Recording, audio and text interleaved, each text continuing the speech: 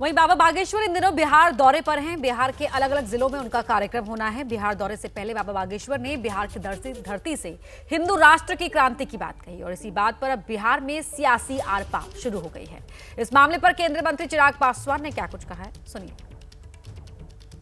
चिराग जी, जिस तरीके से जो है ये पूरी राजनीति चल रही है, बाबा बागेश्वर को गिरफ्तार करना चाहिए, माहौल खराब करने आया है, आरजेडी कह रही है। बाबा के बहाने ये लोग अपनी उसी राजनीति को साधना चाहते हैं जिस राजनीति के तहत ये लोग यहाँ तक पहुँचे हैं, और वो है बंटवारे की राजनीति।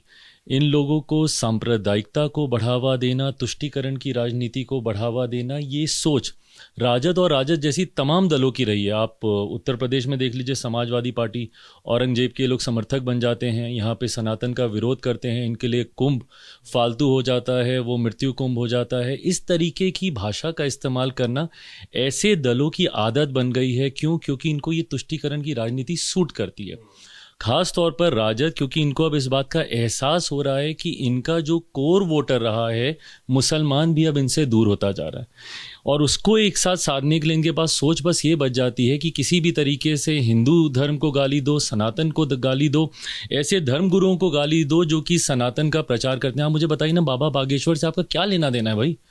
वो आ रहे हैं, वो अपनी कथा करेंगे, वो जाएंगे, उससे आपको क्या लेना देना? नेता तो कह रहे हैं कि ये माहौल खराब कर रहे हैं, जिस तरह से हिंदू राष्ट्र की बात कर रहे हैं, लगातार जो है हिंदुत्व की बात कर रहे हैं यहाँ करके। और सिर्फ बाबा बागेश्वर ही नहीं, रविशंकर जी वहाँ पर पहुँच रहे हैं, उसके अलावा मोहन भागवत जी वहाँ पर पहुँच रहे हैं। तो चुनावी वर्ष में इतने सारे कार्यक्रम वहाँ पर, और यही अगर कोई इस्लामी राष्ट्र की बात करता तो इन लोगों को तकलीफ नहीं होती। ऐसे समय में इन लोगों की जुबान नहीं खुलती है। आप मुझे बताइए, जब औरंगजेब के ऊपर जब टिप्पणी की गई उस वक्त तो इन लोगों में से किसी की का मुंह नहीं खुला, उस वक्त तो किसी ने बोलना जरूरी नहीं समझा।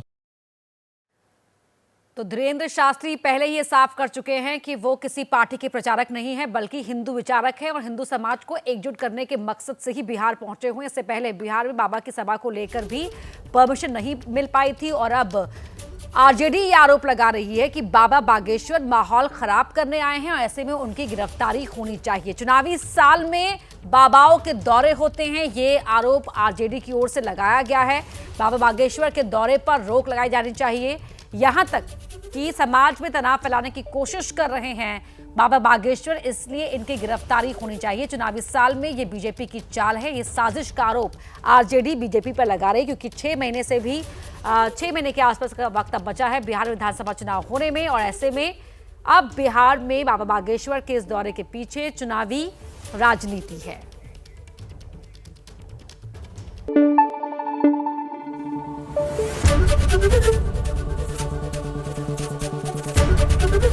एबीपी न्यूज आपको रखे आगे।